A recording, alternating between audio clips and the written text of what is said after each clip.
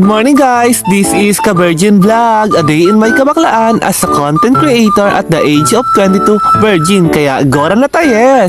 For today's video nga mga Ka-Virgin, dahil sobrang init talaga ng panahon kaya maliligo na naman kami. At abangan nyo nga pala mga Ka-Virgin ang aking kabaklaan na naman dahil mag-e-eksena naman si bakla. Alam ko na naman na matutuwa na naman kayo dahil ito naman talaga ang gusto nyo, o diba? At sa mga oras nga ito mga Ka-Virgin, magpapagas muna ang inyong mga Ka-Virgin. Ito nga pala ang aking mga kasama, o diba? Ang sasarap may walang ganon. At sa mga oras nga ito mga Ka-Virgin, dito na pala kami dumaan sa Barangay Langga. So ayun na nga mga Ka-Virgin, sobrang ganda pala ng daan dito kaya dito na kayo dumaan. At ang dulo nga pala nito mga Ka-Virgin ay Barangay Mampurog. So ayun na nga mga Ka-Virgin, papunta nga pala kami sa Barangay Matakong San Lorenzo.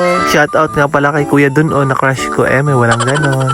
At andito na nga pala tayo sa ating destinasyon. Welcome to Barangay Matakong San Lorenzo. So ayun na nga mga Ka-Virgin, sa oras nga itong malapit-lapit na tayo at dito nga ay magliliko muna tayo dahil dito ang daan papunta sa ating pupuntahan. So ayun na nga mga Ka-Virgin, at andito na tayo sa ating dadaanan papunta sa ating paliliguan. Sobrang hirap ng daan nito pero sulit naman yung enjoy dahil sobrang ganda naman talaga nung liliguan ninyo. Sobrang madaming tao. O diba ang ganda ng view, pak na pak talaga. Mas maganda pa ako dyan may walang ganon. Kaya sa mga nagbabalak dyan pumunta dito sa Matakong, enjoy nyo na dahil sobrang ganda talaga dito. So ayun na nga mga Ka-Virgin, meron nga pala silang entrance dito. 10 pesos lang naman yung entrance kaya kayang-kaya nyo yan. At andito na nga pala kami sa aming paliliguan. O diba pak na pak talaga ang kagandahan dito. Diba dito na naman mag-e-eksena si bakla sa sobrang kagandahan ng ilog. At andito na nga pala ang aking eksena. Watch the video. At naganda-gandahan na naman nga si Ka-Virgin. O diba pak na pak naman talaga ang kanyang kagandahan. Diba mga Ka-Virgin ko dyan, tuwang-tuwa na naman kayo sa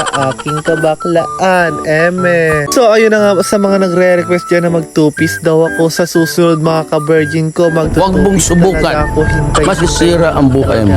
So ayun na nga mga Ka-Virgin, diba sobrang Latina, sobrang Cortina, pak na pak talaga ang kagandahan ni Ka-Virgin. At sa mga oras nga ito mga Ka-Virgin, na pag-isa nga pala ako dahil marami naman talagang iniisip si Ka-Virgin nyo. Alam nyo naman si Ka-Virgin, broken hearted, ginos ba naman may walang ganon. So ayun na nga mga Ka-Virgin, may na-discover pala kaming magandang paliguan dito sa dulo, o diba pak na pak talaga ang kagandahan ng ilog na ito. At sa mga oras nga ito mga Ka-Virgin, ang aking mga kaibigan ay tumatalon nga pala dito sa aming pinapaliguan. Perfect na perfect talaga.